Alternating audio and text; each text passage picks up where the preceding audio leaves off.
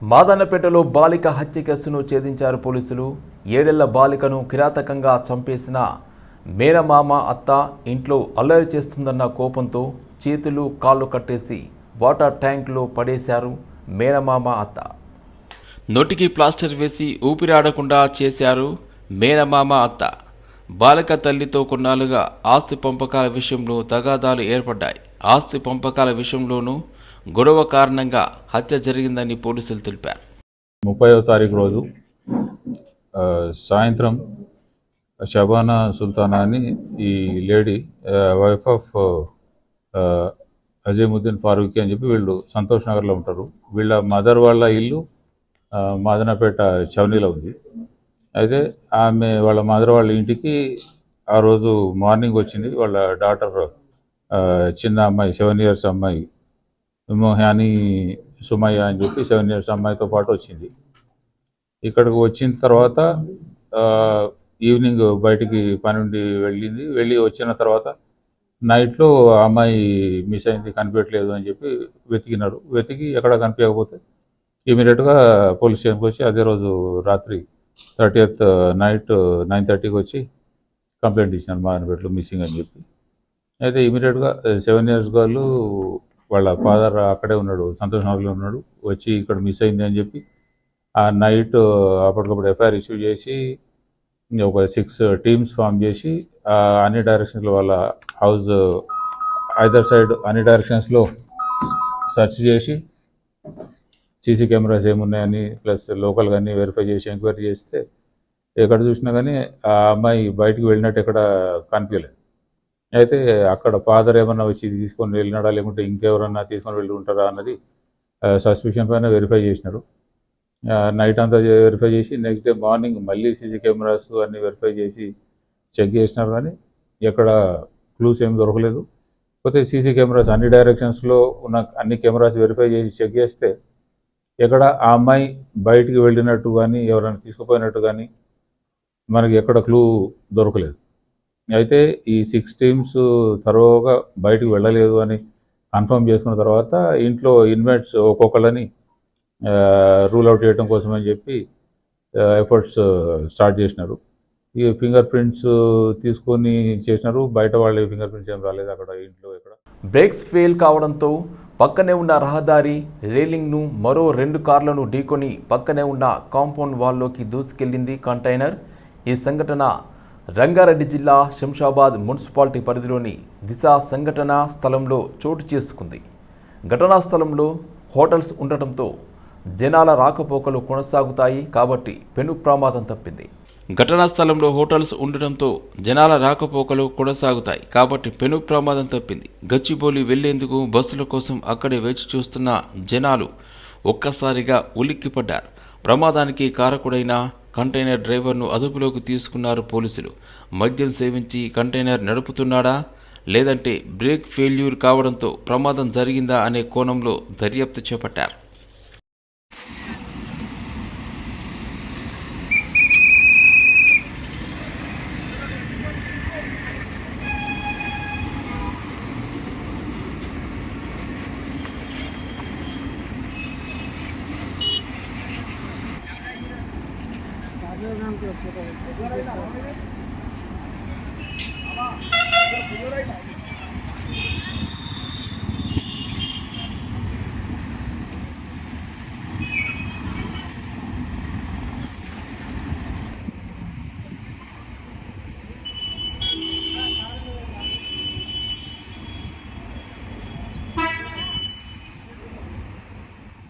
హైదరాబాద్ నగర వాసులు హైడ్రా అంటేనే వణికిపోతున్నారు.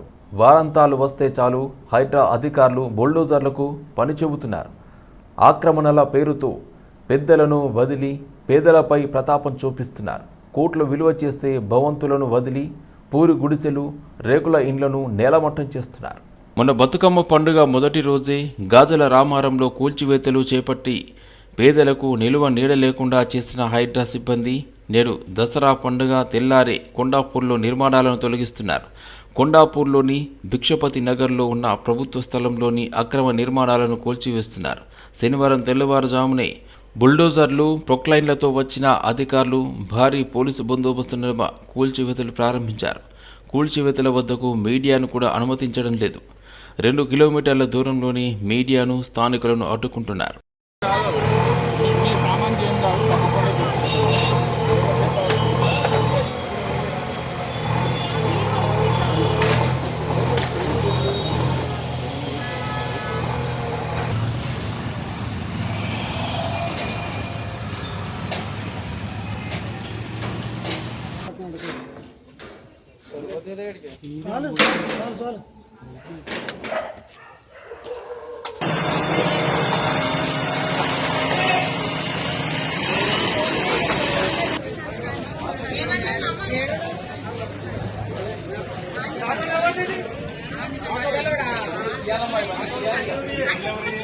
వికారాబాద్ మండలం లాల్ సింగ్ తాండాలో పండుగ రోజే విషాదకర ఘటన చోటు చేసుకుంది. ప్రేమించిన యువకుడు నరేష్తో పెళ్లి జరిగే అవకాశం ఉందా లేదా అనే ఆవేదనలో యువతి నందిని ఆత్మహత్యకు పాల్పడింది.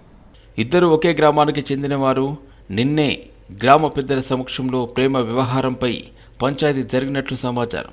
ఆ పంచాయతీ తర్వాతే ఈ దుర్ఘటన జరిగింది. యువకుడు నందినిని పెళ్లి చేసుకుంటానని నమ్మించి మోసం చేశాడని గ్రామస్తులు, కుటుంబ సభ్యులు తెలిపారు.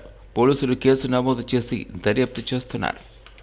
మా ఊర్లో సబాట్ నరేష్ నాయక్ అనే పిల్లవాడు ఆ పిల్లని లవ్ చేసి ట్రాప్ చేసి ఈరోజు ఆమెను ఫిజికల్గా అబ్యూజ్ చేసి దాంతోపాటు పెద్దల సమక్షంలో అబ్యూజ్ చేసినందుకు ఆ పిల్ల వచ్చి ఇంట్లో కంప్లైంట్ చేయడం జరిగినది. కంప్లైంట్ చేసినందుకు తారా సింగ్ అన్న పిల్ల ఫాదర్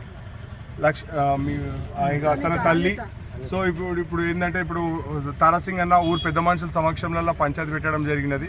పంచాయతీ పెట్టినప్పుడు ఏంటంటే పెద్దలు ఏమన్నారంటే పిల్ల మైనర్ ఉండడం వల్ల ఇప్పుడు పెళ్లి గిల్లి చేసే ఇంటెన్షన్ మాకు లేదు. ఎప్పుడైతే పిల్లకి 18 సంవత్సరాలు అవుతుందో ఆ టైంలో మేము పిల్లకి దసరా, దీపావళి ఆ టైంలో చూసి మేము పెళ్లి చేస్తామని చెప్పి వీళ్ళు మా గ్రామస్తులు ఎవరైతే పెద్దలు ఉన్నారో, గ్రామ నాయకులు ఎవరైతే ఉన్నారో వాళ్ళ దగ్గర నుంచి కమిట్మెంట్ తీసుకోవడం జరిగినది. సో ఓవరాల్ పిల్ల రీసెంట్గా లాస్ట్ ఒక 6 నెలల క్రితం పిల్ల ఒక 18 సంవత్సరాలు దాటడం జరిగినది. సో కాబట్టి ఇప్పుడు ఏంటంటే ఇప్పుడు ఆ పిల్లాడు రావడం పోకడం రెగ్యులర్గా క్యాజువల్గా జరుగుతున్నది. సో ఇంకేందో మొత్తం మీద పెళ్లి చేస్తే బాగానే ఉంటుందని చెప్పి వీళ్ళు పెద్ద మనసు ఈరోజు పోతే ఈరోజు ఫైనల్లో పిల్లాడు ఏమంటున్నాడంటే నాకు పిల్ల మీద ఎటువంటి ఇంటెన్షన్ లేదు, నాకు పెళ్లి చేసుకునే అసలు ఆలోచన లేదు, మీరు ఏమైనా వేసుకొని ఏం పిక్కుడరో విక్కురో అని చెప్పి జరిగిపోయింది. సో ఈ మాట ఎప్పుడైతే పిల్ల ఎవరైతే ఈరోజు ఇద్దరు మా బుజ్జిని ప్రేమించి లవ్ చేసి ఏజీ లేనప్పటి నుంచి ఖరాబ్ చేసి పెద్దల పంచాయతీ సమక్షంలో మాట్లాడితే పెళ్లి చేసుకోని అంటే పాపకు ఫోన్ చేసి బెదిరించింది.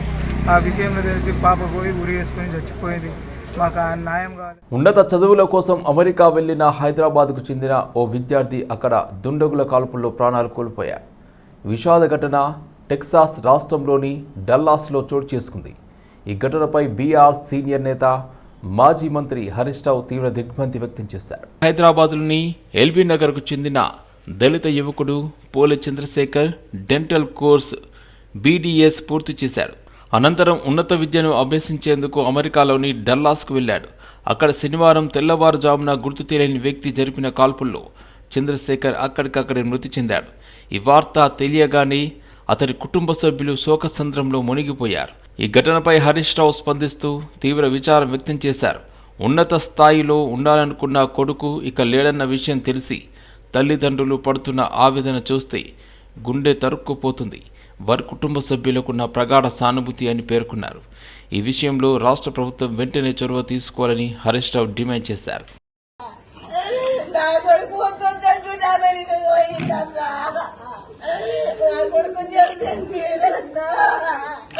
ఒక్కరోజు కూడా అది చూడకుండా పోతుండే, రోజు వాట్సాప్ కాల్ చూస్తుంటే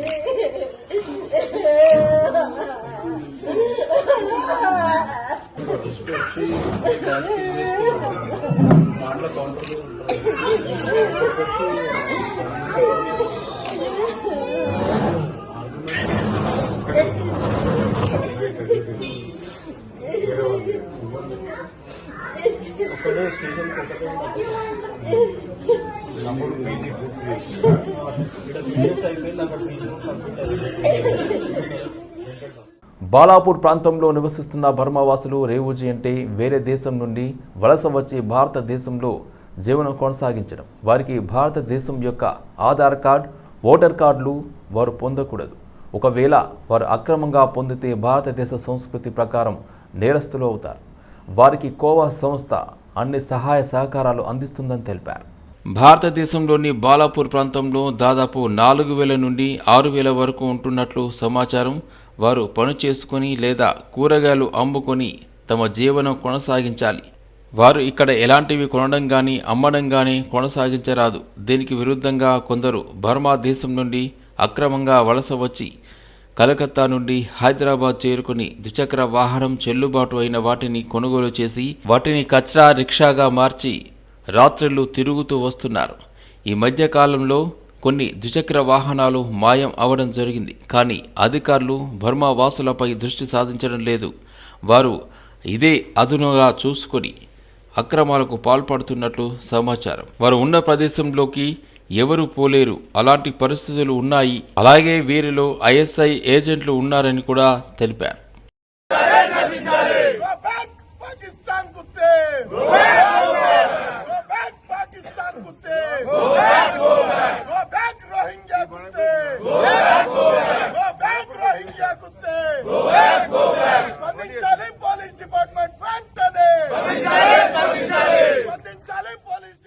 హిందూ బంధువులు అందరికీ నేను చేతులెత్తి నమస్కరిస్తున్నా. మనమంతా ఇలా గుర్తించాలి, మనమందరం సహకరిస్తాం. మనమంతా వీళ్ళందరూ తరిమికొట్టే విధంగా పార్టీలకు అతీతంగా మీరు అందరూ సహకరించండి. ఈ పార్టీలు పక్కన పెడదాం, మన పిల్లలను బతికించుకోవాలి. రేపు భవిష్యత్తు మనకు ఆగమే ఘోషణ ఉంది. ఎందుకంటే వాడు 15 ఏళ్ళ 20 ఏళ్ళ వచ్చినట్టు యూపీఏ గవర్నమెంట్ వచ్చిన వాళ్ళే చెప్తారు. ఇవాళ పిల్లలు పెద్దగా అయ్యారు, వానికి ఇక్కడ కార్డు వచ్చింది, ఇక్కడ హాస్పిటల్ బర్త్ సర్టిఫికేట్ ఇచ్చినాం, వాడు రేపు ఓటర్ అయ్యిండు.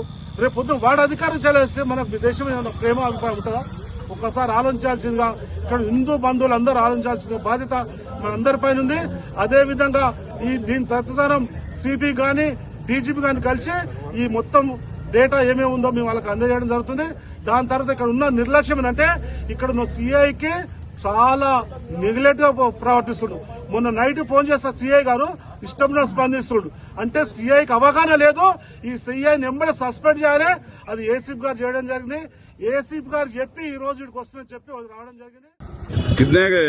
कितने आदमी रहते वहाँ पूरा बर्मा है आपका? कितने लोग हैं आप बर्मा वाले? बहुत बोले तो कितना? बहुत है, बहुत है। अब कितने आके कितने साल हुआ? हाँ 10 साल हो गए इधर आके। फोन है ना आपके पास? ये दो फोन है ना? कहाँ रहते? बालापुर में किधर है? हाँ रायल कॉलोनी। कौन सा स्टेट है आपका? मायरमा। 10-12 हजार। सब लोग एक ही जगह में रहते बालापुर में।